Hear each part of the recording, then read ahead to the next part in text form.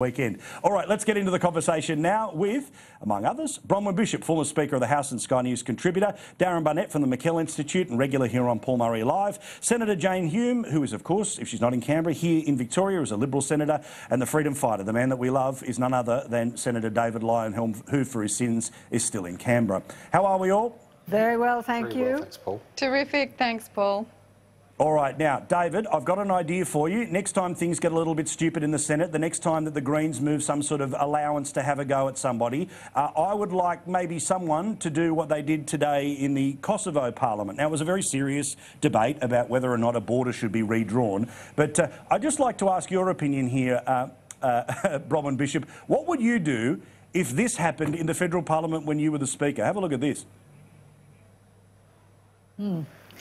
Well, quite frankly, I would have closed down the chamber, ordered everybody out, had a lockdown, because it looks like it's pretty serious. Yeah, what about this, David? So today in the Kosovo Parliament, the opposition parties who didn't want to vote on the border redraw, yes, a serious issue, they brought out the tear gas and ended up just passing it around each other to shut down the damn parliament. Yeah, well, what you'd have to do is grab your hanky, grab a hold of it and shove it down the shirt of the bastard who started it. I think that'd be the only way I'd deal with it. Not a bad idea anyway. I know it's serious, but still, bit of a weird way to start the day. All right, let's talk about today and the company tax cuts and how the battle is unfolding. If you believe some media reports, One Nation is over the line, and if that's the case, company tax cuts will pass the Senate. But Senator Leyonhjelm, where do you think it sits at the end of tonight? What do we know publicly and what are you hearing privately? It's close, but not there yet. I can't tell you everything I know because it's at a delicate stage. But I do know that Darren Hinch is not there yet, and he's gone public with what he's asked for, which is for the banks not to pay the lower tax rate. And of course the banks already pay a higher tax rate because of the bank levy, which in my opinion is very bad policy already. Would be even worse policy if they weren't allowed to lower their tax rate along with all the other companies.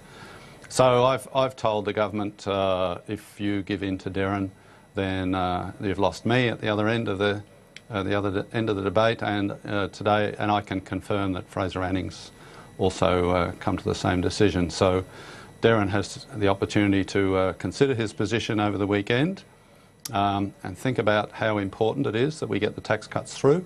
It's absolutely vitally important for the whole country.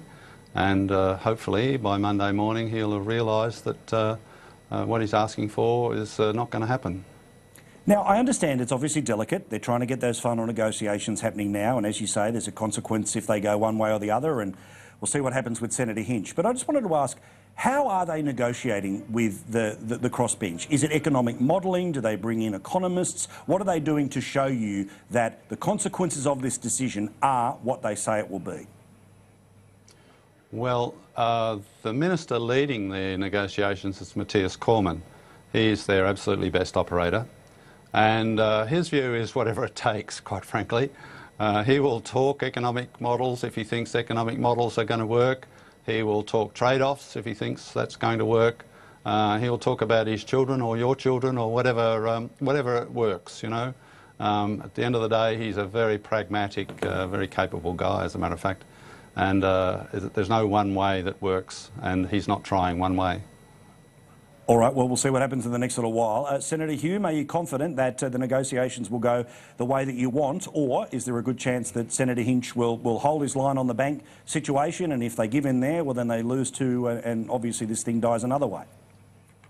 Well, I think we've already progressed the negotiations on the company tax cuts a long way just in the last couple of weeks, and you know, the message is beginning to get through, and it's coming back to the crossbench, but also to the broader public from the business community, just how important it is to ensure that we don't have a two-tiered tax system that, you know, de-incentivises growth, and progress is definitely being made. I think that, you know, I haven't seen the details of what it is that Darren is asking for. sure. I don't know whether he wants to include Macquarie, or is it just the big four banks? Does he want to include superannuation funds and insurance companies as well? Is it everybody that falls under the Royal Commission, or just the big four banks? He hasn't been very clear, but I think that, you know, when the dust settles, he'll see that, you know, carving out one particular industry is not an efficient way to apply a tax.